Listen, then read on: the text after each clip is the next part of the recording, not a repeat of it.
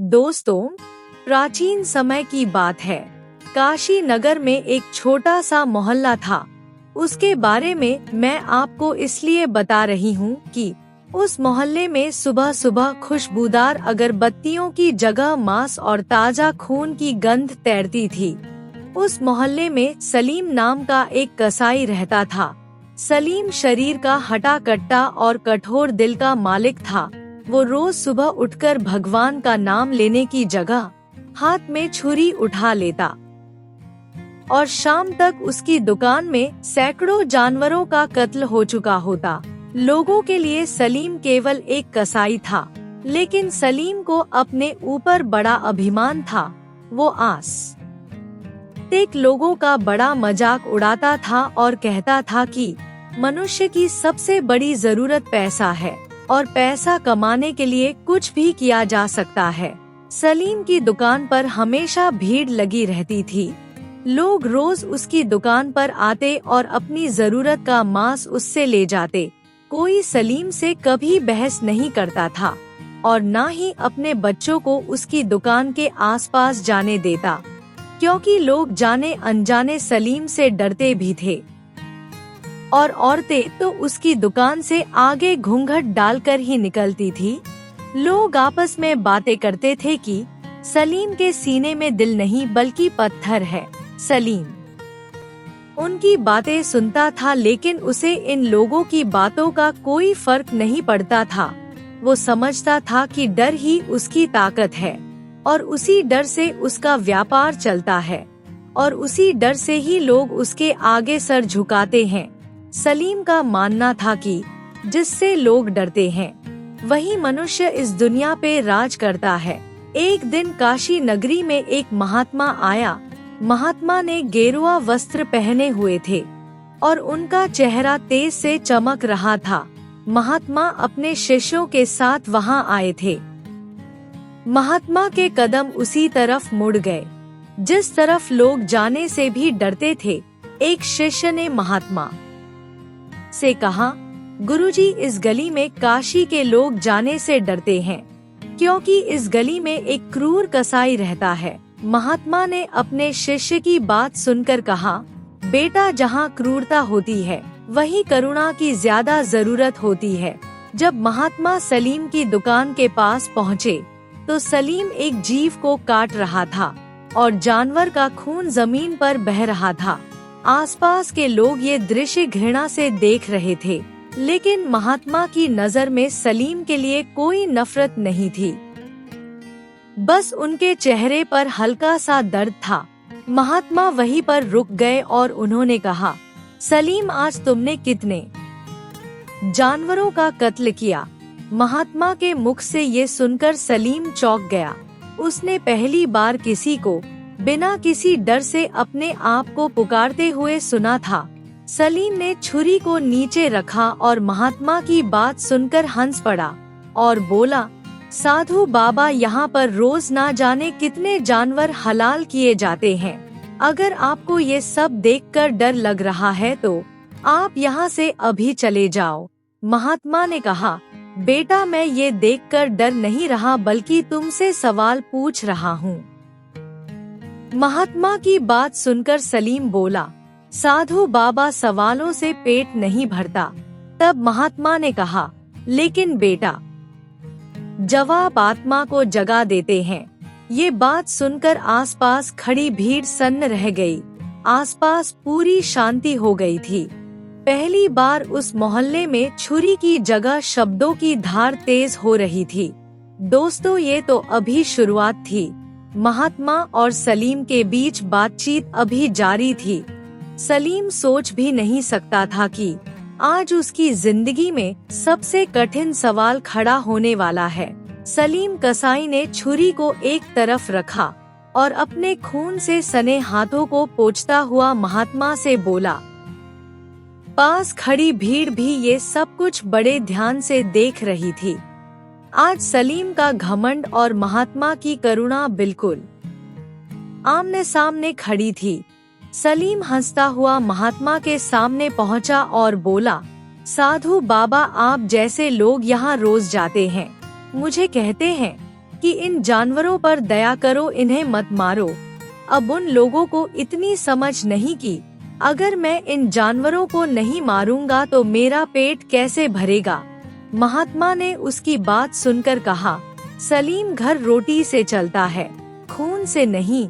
महात्मा की बात सुनकर सलीम जोर जोर से हंसने लगा। फिर सलीम ने कहा, साधु बाबा, रोटी भी इसी खून से आती है। दुनिया मांस खरीदने आती है और मैं वही बेचता हूँ। इसमें पाप पुण्य की बात कहाँ से आ गई? महात्मा ने कहा, जो भूख तुम दूसरों की पूरी करते हो, क्या कभी अपनी आत्मा की भूख के बारे में सोचा है? महात्मा की बात सुनकर सलीम एकदम चुप हो गया, लेकिन फिर एकदम सर झटक कर बोला, बाबा, आत्मा की बातें मेरे लिए नहीं है। मुझे तो जो नजर आता है मैं तो वही मानता हूँ। महात्मा ने कहा, बेटा, जो आँखों से दिखता है, अगर वही सच हो तो अंधेरा कभी भयानक नहीं लगता। पास खड़े हुए लोग भी महात्मा की बात सुनकर सोचने लगे। सलीम को महात्मा की ये बात पसंद नहीं आई। उसको लगा कि महात्मा की बात सुनकर कहीं लोग मांस खाना ही ना छोड़ दे। वो गुस्से में महात्मा से बोला, आप मेरे व्यापार के बारे में बोल रहे हैं? आप जानते हैं कि इस छुरी से मैंने कितने जानवरों को मारा है? ये बोलकर सलीम छुरी लेकर महात्मा की तरफ बढ़ा, जैसे वो महात्मा को मारना चाहता हो। लेकिन महात्मा उससे बिल्कुल नहीं डरे और अपनी जगह पर खड़े रहे। गली में सन्नाटा छा गया था। सलीम के चेहरे पर गुस्सा था, लेकिन उसका दिल अंदर से कुछ कांपने लगा था। महात्मा ने उसकी आंखों में झांकते हुए कहा, सलीम, तू जानवरों की जान लेता है और तू ये सोचता है तू इनके कारण ही जिंदा है। लेकिन जिस दिन तेरे मन पर ठोकर लगेगी, उस दिन तू समझेगा कि आज तक तू मरा हुआ था। सलीम महात्मा को कुछ कहना चाहता था, लेकिन उसके मुंह से अल्फाज नहीं निकले। अब तक भीड़ भी धीरे धीरे छटने लगी थी। महात्मा भी सलीम को ये सब बोलकर आगे चले गए, लेकिन महात्मा के शब्द सलीम के कानों में गूंजते रहे। दोस्तों, ये पहले चोट थी जो छुरी से नहीं शब्दों से हुई थी, और ये चोट धीरे धीरे गहरी होने वाली थी। रात हो गई थी। गली में सन्नाटा छा गया था। गली की सभी दुकानें बंद हो गई थी, लेकिन सलीम कसाई के मन का शोर थमने का नाम नहीं ले रहा था। उसके मन में बेचैनी छाई हुई थी। घर का माहौल पहले की तरह था, लेकिन फिर भी आज कुछ अलग था। सलीम सोच रहा था कि अजीब तरह का संत था। ना वो मुझे डरा और ना ही मेरे आगे गिड़गिड़ाया। ऐसे कैसे कोई मामूली इंसान मेरे सामने खड़ा रह सकता है? मेरा तो नाम सुनकर लोग डर जाते हैं। सलीम सोने की कोशिश करने लगा, लेकिन उसे नींद नहीं आई। जैसे ही सलीम अपनी आंखें बंद करता, उसके सामने महात्मा का चमकता हुआ चेहरा आ जाता और उनके शब्द उसके कानों में गूंजने लगते कि जो मनुष्य दया से भागता है, असल में वही मनुष्य सबसे ज्यादा डरा होता है। सलीम ने करवट बदली और बड़बड़ाया कि मैं किसी से नहीं डरता। तभी उसी समय बाहर से एक जानवर के कराहने की आवाज आई। सलीम चौंक गया। इस तरह की आवाज वो रोज सुनता था, पर आज पहली बार उसे ये आवाज परेशान कर रही थी। सलीम उठा और पानी पीने गया, लेकिन पानी उसके कंठ से नीचे नहीं उतरा। उसे ऐसा लगा कि जैसे उसकी हथेलियां पर खून लगा हुआ है। उसने अपने हाथों को अच्छी तरह से रगड़ा, पानी से भी धोया, लेकिन फिर भी गंध नहीं गई। सलीम सोचने लगा कि ये मुझे क्या हो रहा है। तभी उसकी पत्नी अंदर से आई। उसने सलीम को बेचैनी की हालत में टहलते हुए देखा। उसने सलीम की ऐसी हालत पहले कभी नहीं देखी थी। उसने सलीम से कहा, क्या बात है, आज नींद नहीं आ रही? सलीम ने उससे कहा, तुम सो जाओ, मैं ठीक हूँ। पत्नी के जाने के बाद सलीम फिर उसी जगह बैठ गया। उसने छुरी को उठाया। ये छुरी जो कभी उसकी ताकत थी, आज उसे कमजोरी लग रही थी। उसने सोचा कि अगर मैं छुरी को नहीं उठाऊंगा तो मेरा वजूद क्या रह जाएगा। तभी उसे महात्मा का सवाल याद आया कि क्या तुमने आत्मा की भूख के बारे में भी सोचा है? ये सोचते ही सलीम का सिर भारी हो गया। उसने अपने सर को पकड़ लिया। वो सोचने लगा कि आत्मा क्या कुछ होता है। रात गहरी हो गई थी, दिया भी बुझ चुका था, लेकिन सलीम की आंखों से नींद कोसों दूर थी। पहली बार सलीम को अपने काम से डर लग रहा था। ये पहली बेचैनी थी, पहले मार थी जो उसके बाहर नहीं भीतर से पड़ी थी, और वो ये नहीं जानता था कि यही मार उसकी पूरी जिंदगी बदल देने वाली है। आधी रात का समय हो गया था। सलीम को कब नींद आई उसे पता नहीं चला, लेकिन ये नींद वैसी नहीं थी जैसे उसे रोज आती थी। ये बहुत भारी और डरावनी थी और भीतर तक हिला देने वाली थी। सलीम ने सपने में अपने आप को उसी गली में खड़ा हुआ देखा। दुकान खुली हुई थी और छुरियां सजी हुई थी, पर आज वहाँ पर जानवरों की नहीं बल्कि इंसानों की परछाइयां बंधी हुई थी।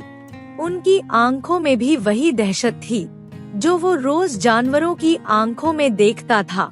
उन मनुष्यों ने सलीम से पूछा, हमारा दोष क्या था? सलीम उनकी बात सुनकर डर गया। वो पीछे हटने लगा, लेकिन उसे लगा जैसे उसके पैर जमीन पर चिपक गए हो। तभी सलीम ने देखा कि उसकी छुरी उसके हाथ की तरफ मुड़ी हुई थी। वो अपने आप से बोला, मैं ऐसा नहीं हूँ, ये बिल्कुल झूठ है। तभी भीड़ में से वही महात्मा प्रकट हुए। उन्होंने वही गेरुआ वस्त्र पहने हुए थे, वही शांत चेहरा, वही तेज। महात्मा उसके सामने आ गए, लेकिन इस बार उनकी आवाज गूंज रही थी। सलीम को ऐसा महसूस हुआ जैसे वो आवाज उसके भीतर से आ रही है। महात्मा ने सलीम से कहा, तू हमेशा दूसरों को काटता रहा, पर आज तू पहली बार अपने आप को देख रहा है। सलीम ने कहा, बाबा मैं मजबूर था, अपने पेट के लिए, अपने परिवार के लिए। महात्मा ने कहा, पेट के लिए किया गया पाप पाप नहीं कहलाता, लेकिन पाप को सही ठहराना सबसे बड़ा गुनाह है। तभी वहाँ खड़ी हुई परछाइयाँ एक एक करके जमीन पर गिरने लगी। हर परछाई के गिरने के साथ साथ सलीम का सीना और भारी होता गया। उसे लग रहा था जैसे उसकी सांसें भारी हो रहे हैं। ये देखकर सलीम घबरा गया और हाथ जोड़कर महात्मा से बोला, साधु बाबा, अगर मुझसे कोई गलती हो गई है तो मुझे माफ करें, और अब आप बताएं कि मैं क्या करूं। महात्मा ने कहा, सलीम, गलती कभी पूछी नहीं जाती, बल्कि उसको माना जाता है। एकदम से जानवरों की एक तेज आवाज गूंजी और सलीम की नींद एकदम से खुल गई। उसका शरीर पसीने से भीगा हुआ था, उसकी सांसें तेज चल रही थी और दिल की धड़कन बहुत तेज थी। सलीम मन ही मन सोचने लगा कि ये कोई सपना नहीं था, बल्कि ये मेरे लिए चेतावनी थी। तभी बाहर मुर्गे ने बांग दी। सूर्य उदय होने वाला था। सलीम ने आज पहली बार जिंदगी में सूरज उगने से पहले अपनी आंखें खोली थी। उसकी नजर छुरी की तरफ पड़ी, फिर उसने अपने हाथों की तरफ देखा जो आज बिल्कुल खाली थे। सलीम ने सोचा कि अगर ये आत्मा की आवाज है तो आज पहली बार मुझसे बोल रही है। सलीम उठा और आंगन में पहुंचकर पूर्व दिशा की तरफ देखने लगा। उसके मन में आज डर नहीं बल्कि शर्मिंदगी थी, और इस शर्म के साथ उसके अंदर एक सवाल भी था कि क्या वो सच में बदल सकता है। ये सवाल अब उसके पीछे पड़ गया था। सूरज की पहली किरण जब कसाईयों की गली में उतरी तो सलीम पहले से जाग रहा था। वही गली थी और वही दुकान थी और वही चाकू छुरियां थी, लेकिन आज सलीम के अंदर कुछ बदल चुका था। रात का सपना सलीम की आंखों में तैर रहा था। हर आवाज, हर साया उसे वही चेतावनी की याद दिला रहा था। सलीम सोचने लगा कि आज हाथ उठाओ या ना उठाओ, यही फैसला मेरी जिंदगी बदलेगा।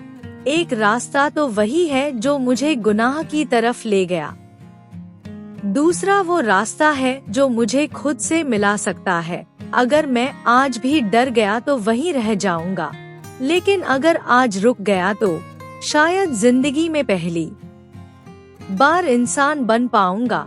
सलीम की पत्नी वहां आई और उसने पूछा, क्या आज दुकान नहीं खोलोगे? उसने कहा, दुकान तो जरूर खोलूंगा, लेकिन पहले जैसा नहीं। आज अगर हाथ उठेगा तो कुछ सोच कर ही उठेगा, और अगर मेरे मन ने मना कर दिया तो ये दरवाजा हमेशा के लिए बंद कर दूंगा, क्योंकि अब मुझे अपनी रोजी रोटी से ज्यादा अपनी आत्मा की चिंता हो रही है। ये सुनकर उसकी पत्नी बाहर चली गई। सलीम के अंदर पहले की तरह ना तो कठोरता थी और ना ही गुस्सा, बल्कि उसका मन बहुत भारी था। वो अपनी दुकान पर पहुंचा, उसने दुकान का शटर उठाया और दरवाजा खोला। जानवर भी वहां पर बंधे हुए थे, सब कुछ तैयार था, लेकिन जैसे ही भानु ने छुरी को उठाया, उसका हाथ कांप गया। पहली बार सलीम को छुरी का बोझ महसूस हुआ। सलीम मन में सोचने लगा कि क्या यही मेरी ताकत थी, या फिर यही मेरी सबसे बड़ी कमजोरी, और जिसे मैं अपनी ताकत समझता रहा। इसी के सहारे मैंने लोगों के बीच अपना डर पैदा किया, अपनी रोजी रोटी कमाई, लेकिन आज मुझे लग रहा है कि इसी छुरी ने मुझे अंदर से बिल्कुल खोखला कर दिया। लेकिन अगर मैंने इसे छोड़ दिया तो मैं क्या रह जाऊंगा, लेकिन अगर पकड़े रहूंगा तो कभी इंसान नहीं बन पाऊंगा। इस तरह के विचार सलीम के अंदर चल रहे थे। उसी पल गली में लोग नजर आए जो सलीम से मांस खरीदते थे। सब कुछ पहले जैसा था। सलीम कसाई भी वहीं खड़ा था, लेकिन उसकी हिम्मत नहीं हो रही थी। तभी लोगों की भीड़ में से एक व्यक्ति ने सलीम से पूछा, क्यों मियाँ, आज मांस नहीं दोगे क्या? सलीम ने कहा, भाई थोड़ा रुक जाओ, आज मुझे समझ में नहीं आ रहा कि किसी पर छुरी चलाऊं या अपना हाथ रोक लूं। मुझे लग रहा है कि आज का दिन कल जैसा नहीं रहने वाला। भीड़ उसकी बात सुनकर आपस में बातें करने लगी। एक आदमी ने हंसते हुए कहा, लगता है आज कसाई का दिल बदल गया है। सलीम ने उसकी बात सुनकर अपना सर उठाया, लेकिन आज उसके ताने सुनकर उसे कुछ महसूस नहीं हुआ, बल्कि आज उसे अपने अंदर से उठती हुई आवाज ज्यादा तेज लगी। तभी उसे सामने से महात्मा आते हुए नजर आए। महात्मा को देखकर सलीम ने कहा, साधु बाबा, आज आप फिर मुझे सही रास्ता दिखाने आए हैं क्या, या फिर मेरी परीक्षा लेने? मेरे अंदर जो डर और पश्चाताप है, क्या वही आपको खींच कर ले आया है? महात्मा ने कहा, बेटा मैं तो वही हूँ जहाँ तुम्हारा मन खड़ा है। सलीम ने कहा, साधु बाबा, आज मैं किसी की जान नहीं लूंगा। मैं नहीं जानता कि इसके बाद आगे क्या होगा। आज से मैं वैसा नहीं रहूंगा जैसा मैं कल था। ये बोलकर सलीम ने छुरी को नीचे रख दिया। उसने छुरी को नीचे ऐसे रखा जैसे वो कोई पुराने वस्त्रों को उतार रहा है। भीड़ ने जब ये देखा तो वो हैरान रह गई। उसकी पत्नी भी आश्चर्य से उसे देखने लगी। सलीम ने महात्मा की तरफ देखा जैसे किसी छोटे बच्चे ने पहला कदम उठाया हो। महात्मा ने सलीम से कहा, बेटा यही तुम्हारा पहला कदम है। तुम्हारा रास्ता लंबा है, लेकिन अब वापस जाना मना है। दोस्तों, उस दिन किसी भी जानवर को मारा नहीं गया। सिर्फ सलीम ने एक फैसला लिया था, लेकिन ये तो उसकी अभी शुरुआत थी। सलीम की परीक्षा अभी बाकी थी। दोपहर होते होते कसाईयों की गली में शोर शुरू हो गया। लेकिन दोस्तों, आज वो शोर किसी जानवरों का नहीं बल्कि मनुष्यों का था। सलीम की दुकान तो जरूर खुली थी, लेकिन वहाँ किसी जानवर के कराहने की आवाज नहीं आ रही थी। जहाँ रोज मांस पड़ा होता था, आज वहाँ खाली तख्त पड़ा हुआ था। और यही खालीपन लोगों को परेशान कर रहा था। जो लोग कल तक डर के कारण सलीम के आगे सर झुकाते थे, आज वही उसके चारों तरफ खड़े थे और उससे पूछ रहे थे, क्या बात है सलीम, साधु बन गया है क्या? कल तक जिन हाथों से जानवरों को जिब्हा करता था, आज वही हाथ कांप रहे थे। महात्मा की बात सुनकर तुम कहीं बदल तो नहीं गए, या आज तुम दयावान हो गए हो? अगर तुमने ये काम छोड़ दिया तो हम मांस कहाँ से खरीदेंगे? तभी दूसरे आदमी ने कहा, आज तो सारे जानवर बच गए, लेकिन कल को जब तुम्हें भूख लगेगी तब क्या करोगे? तब तुझे कौन खिलाएगा और कौन तुम्हारे घर का चूल्हा जलाएगा? दया से कभी पेट नहीं भरता, या फिर कोई नया ड्रामा कर रहे हो? सलीम चुपचाप सबकी बातें सुन रहा था। जब सब चुप हो गए तो उसने अपनी आंखें बंद की, जैसे अपने अंदर की आवाज सुनने की कोशिश कर रहा हो। फिर सलीम ने कहा, आज जानवर जिब्हा करने को मेरा मन नहीं मान रहा। ऐसा लग रहा है जैसे भीतर कुछ रुक गया है। मुझे ऐसे लग रहा है जैसे हाथ उठाने से पहले आत्मा मेरा रास्ता रोक रही है, और जिस दिन आत्मा रास्ता रोके उस दिन हाथ उठाना मुझे अच्छा नहीं लगता। उस दिन समझ में आता है कि ताकत छुरी में नहीं है, बल्कि ताकत उस हिम्मत में है जो गलत चीज से पीछे हट सके। आज पहली बार मेरा डर नहीं, बल्कि मेरी अंतरात्मा बोल रही है। सलीम की बात सुनकर भीड़ क्रोधित हो गई। उनमें से कुछ लोग सलीम को गालियां देने लगे। किसी ने उसे रोजी रोटी का डर भी दिखाया। तभी एक कसाई ने उसे कहा, हम सब लोगों की यही रोजी रोटी है, हम इसी के सहारे जीते हैं, इसी से हमारा घर चलता है। तू अगर इस तरह अचानक से बदल गया तो केवल तू ही नहीं बदलेगा, बल्कि तेरे साथ हमें भी इस बारे में सोचना पड़ेगा कि आज तक हमने जो कुछ भी किया है वो सही है या गलत। तभी दूसरे आदमी ने कहा, तुम्हें एक बात बताऊं सलीम, मनुष्य को अपना काम बदलने से ज्यादा डर अपने अंदर की सच्चाई से लगता है। सलीम ने कहा, मैं किसी को बदलने के लिए नहीं बोल रहा, और न ही मैं तुम्हारा रास्ता रोकना चाहता हूँ, और न ही मैं किसी पर अपनी सोच को थोपना चाहता हूँ। मैं सिर्फ खुद को बदल रहा हूँ, क्योंकि अब मैं समझ गया हूँ कि अगर मैं नहीं बदला तो ये खून और ये डर मुझे अंदर ही अंदर खा जाएगा। मैं किसी और की जिंदगी नहीं सुधार रहा, मैं तो केवल अपनी आत्मा की आवाज सुनने की कोशिश कर रहा हूँ। तभी वहाँ पर एक सेठ आया। सेठ की आंखों में लालच और धमकी थी। उसने सलीम से कहा, अगर तुमने अपना व्यापार बंद कर दिया तो मेरा उधार किस तरह चुकाएगा? सिर्फ किताबी बातों से पेट नहीं भरता, और न ही महात्माओं की बातों से कर्ज उतरता है। सोच ले, अगर आज तुमने अपना काम नहीं किया तो कल तुम्हारे घर का चूल्हा कैसे जलेगा? तब तुम्हारी मदद करने कोई नहीं आएगा। सेठ की बात सुनकर सलीम का चेहरा थोड़ी देर के लिए उतरा, लेकिन तभी उसके सामने महात्मा की परछाई नजर आई, जो चुपचाप खड़े ये सारी बातें सुन रहे थे। महात्मा ने कहा, डर या आत्मा, एक तरफ पेट और समाज का डर है, दूसरी तरफ ये तुम्हारी जागृत आत्मा। आज तुमने अगर डर को चुना तो फिर तुम्हारी जिंदगी में वही अंधेरा, और अगर तुमने आत्मा की बात सुनी तो शायद तुम्हें थोड़ा दर्द होगा, परेशानी भी होगी, लेकिन आखिर में तुम्हें सब कुछ प्राप्त हो जाएगा, सत्य के दर्शन हो जाएंगे। और बेटा, जो मनुष्य सच के साथ खड़ा होता है वो कभी अकेला नहीं होता, चाहे उसके सामने सारी दुनिया ही क्यों ना हो।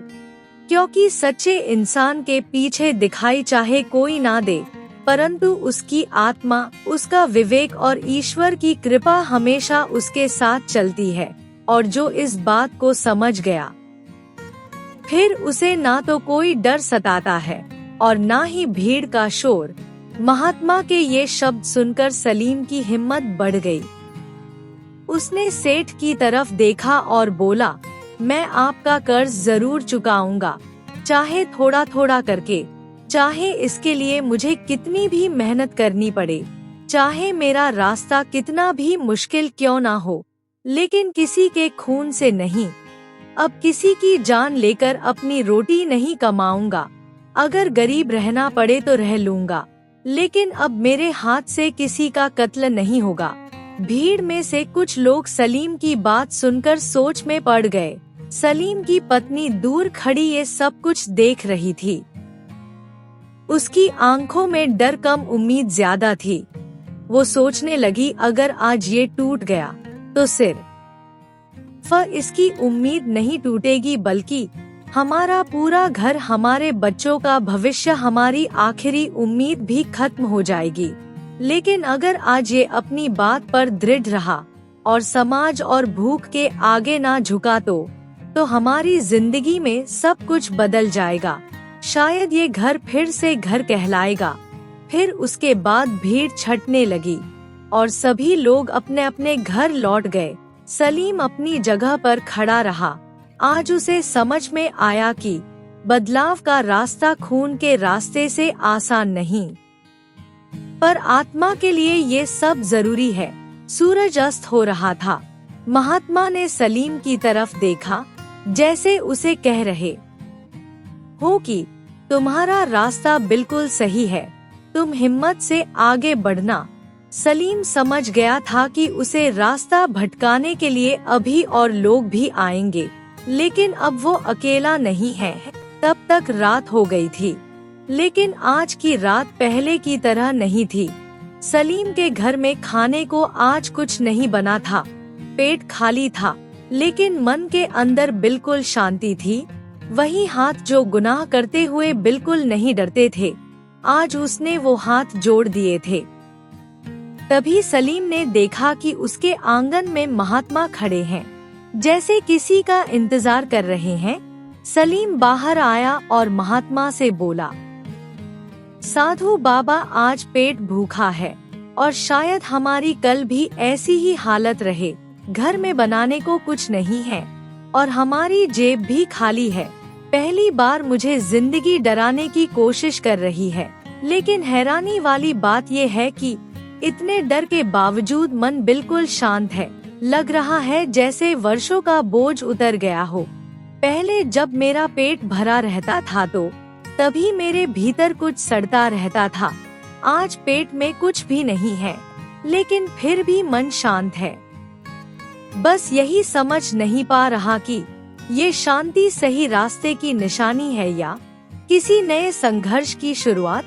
बाबा, क्या सच में वो यही रास्ता है जिस पर चलकर मनुष्य अपने आप को मनुष्य कहला सके?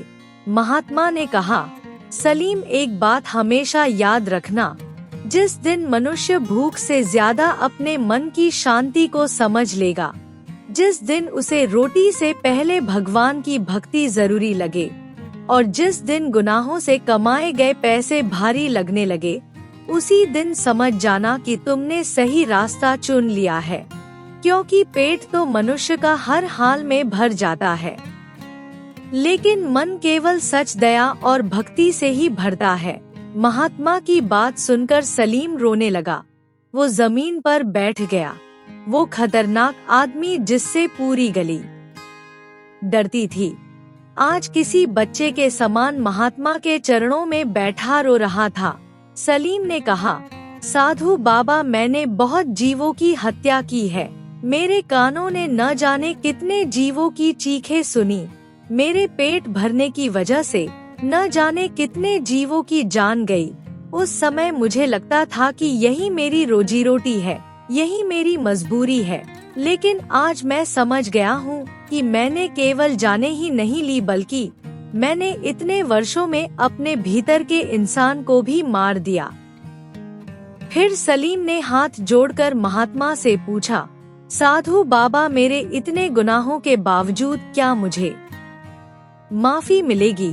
मेरे अंदर हमेशा यही बोझ रहेगा। महात्मा ने कहा, बेटा, माफी ऊपर से नहीं मिलती और ना ही किसी साधु महात्मा के कहने से या सर झुकाने से। माफी तब मिलती है जब मनुष्य अपने भीतर झांककर अपनी गलती को स्वीकार कर लेता है, जब वो अपने किए हुए कर्मों का दोष किसी और पर नहीं डालता और उसे समझकर अपनी सजा भुगतने के लिए तैयार रहता है। और बेटा, जो मनुष्य सच में बदल जाता है, उसके लिए माफी कोई दान नहीं होती, बल्कि वो उसके नए जीवन की अनोखी शुरुआत होती है। वो अपने किए हुए बुरे कर्मों को स्वीकार कर लेता है और खुशी खुशी उसकी सजा भोगने के लिए तैयार हो जाता है। महात्मा की बात सुनकर सलीम ने अपना सर झुका लिया। उसे ऐसा महसूस हुआ जैसे उसके सर पर वर्षों से रखा हुआ बोझ टूटकर बिखर गया हो। वही कंधे जो हमेशा घमंड के कारण तने रहते थे, आज वो थकान से नहीं बल्कि पश्चाताप से झुक गए थे। उसके सामने उसकी पूरी जिंदगी एक पिक्चर के समान चल रही थी। खून से सने हाथ, डर से भरी हुई आंखें और उन जिभा हुए जानवरों की चीखों की आवाज, जिसे उसने सुनकर भी अनसुना कर दिया था। अपनी पिक्चर देखकर सलीम का सर और झुक गया। उसे ऐसा महसूस हुआ जैसे वो बिना कपड़ों के खड़ा हुआ है। वो आज अपने आप को एक कमजोर इंसान समझ रहा था, जिसे अपने किए का बोझ उठाने से नहीं बल्कि उसे छोड़ने से मिल रही थी। सलीम का इस तरह झुकना उसकी हार नहीं था, बल्कि ये उसकी आत्मा की तरफ सच्चा समर्पण था। सलीम ने महात्मा से पूछा, साधु बाबा, क्या मैं एक अच्छा इंसान बन सकता हूँ? क्या मेरे हाथों से बहा हुआ खून कभी सूख पाएगा? क्या मैंने जो दूसरों के ऊपर जुल्म किए हैं, उससे मैं कभी ऊपर उठ पाऊंगा? क्या ईश्वर मुझे इसके लिए माफ कर पाएगा? या फिर ये बोझ लेकर मैं अगले जन्मों तक भी जाऊंगा? क्या सच में कोई ऐसा दिन आएगा जब लोग मुझे कसाई नहीं बल्कि एक अच्छे इंसान के रूप में याद करेंगे? महात्मा ने कहा, बेटा, तुम इंसान थे और इंसान ही हो और रहोगे। बस तुम्हारे लिए अच्छा ये है कि तुमने आज अपनी आत्मा को पहचान लिया। उसके बाद महात्मा वहाँ से चले गए। अगले दिन सुबह सुबह कसाईयों के मोहल्ले में एक आवाज गूंजी, ना जानवरों की चीख, ना छुरी की आवाज, बल्कि मेहनत की आवाज। सलीम ने अपनी दुकान बंद कर दी थी। आज उसके हाथ में हल था और पूरा शरीर पसीने से तरबतर। लोगों ने जब सलीम को खेत में देखा तो सभी रुक गए। सभी बड़े आश्चर्यजनक ढंग से सलीम की तरफ देख रहे थे। कोई उसे व्यंग्य की नजर से भी देख रहे थे और कुछ ऐसे भी थे जो बिल्कुल शांत खड़े ये सब कुछ देख रहे थे, जैसे उन्हें अपनी ही आंखों पर विश्वास नहीं हो रहा। दोस्तों, अब सलीम महात्मा के कहे अनुसार अच्छे रास्ते पर चलने लगा और रोज अपने समय पर भगवान की भक्ति करने लगा। सलीम का दृढ़ निश्चय रंग लाया और कुछ ही समय में उसकी जिंदगी बदलने लगी। लोग अब उसे सलीम कसाई की जगह सलीम किसान बुलाने लगे। काशी में उसकी इज्जत होने लगी। दोस्तों, मनुष्य चाहे पूर्व में कितना भी गलत हो, लेकिन अगर वो सही रास्ते पर चलने का दृढ़ निश्चय कर ले तो ईश्वर भी उसका साथ देता है। दोस्तों, इस सुंदर कहानी से हमें ये शिक्षा मिलती है कि गुनाह चाहे अपने पेट के लिए किया हो या फिर परिवार के लिए, गुनाह ही होता है। उसका हिसाब उसे चुकाना ही पड़ता है। इसलिए जीवन में कभी भी गलत रास्ता नहीं चुनना चाहिए। माना मुसीबत के समय मनुष्य का मन डोल जाता है, लेकिन अगर वो ईश्वर के ऊपर विश्वास रख के आगे बढ़े तो उसके लिए सब कुछ आसान होता जाता है। दोस्तों, अगर आपको आज की कहानी अच्छी लगी हो तो कृपया लाइक, कमेंट और शेयर जरूर करें। आपके प्यार और स्नेह के लिए बहुत बहुत धन्यवाद।